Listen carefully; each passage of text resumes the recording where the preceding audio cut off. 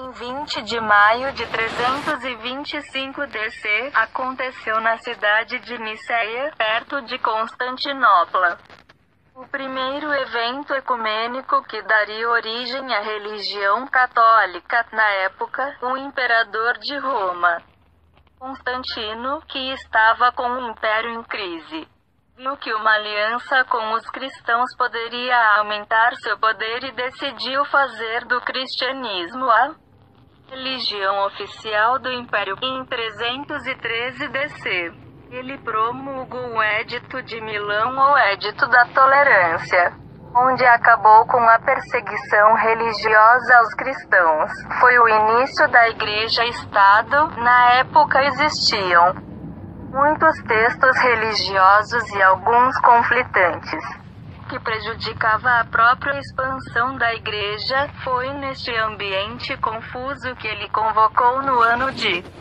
325 DC o primeiro Concílio Ecumênico, com o objetivo de criar regras únicas para a Igreja Romana, tomando os devidos cuidados para que estas viessem ao encontro de seus interesses. Era necessário criar uma versão única ou oficial, e foi o que Constantino fez. Ele convocou bispos e representantes religiosos de todas as províncias para o Palácio de Niceia e proporcionou toda espécie de mordomias aos participantes.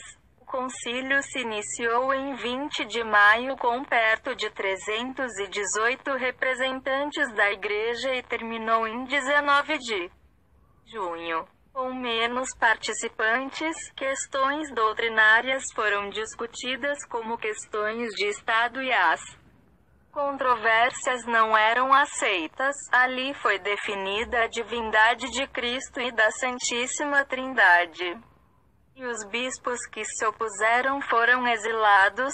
Foi oficializado o domingo como dia de descanso semanal, ao invés do sábado, como era anteriormente, e mudaram a data de comemoração da Páscoa, e era comemorada na mesma data da Páscoa dos judeus. Uma das mais importantes mudanças foi oficializar um cânone novo, somente com os evangelhos aceitos como verdadeiros. Aí nasceu o Novo Testamento, com somente 4 evangelhos, ou seja, Marcos, Lucas, Mateus e João.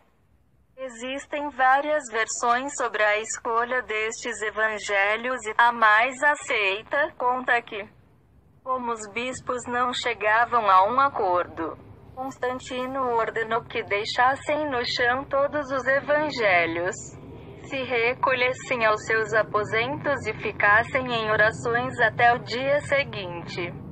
Pedindo pela interferência divina, a sala foi trancada e somente o imperador ficou com a chave. No dia seguinte, os 4 evangelhos já mencionados apareceram milagrosamente em cima do altar e ninguém podia questionar a vontade divina ou a palavra do imperador. Os outros evangelhos foram considerados apócrifos, hereges, queimados e banidos de todo o reino. Quem fosse pego com um exemplar seria condenado à morte e seus bens confiscados para a nova Igreja-Estado. Em 1945, foram encontrados, nos manuscritos do Mar Morto, vários desses evangelhos apócrifos cristãos produzidos entre os anos 100 e 200 DC, que mostram outras versões interessantes sobre este período da história, como o Evangelho de Tiago, Tomé, Judas e outros. Neles, Jesus tem um lado bem mais humano.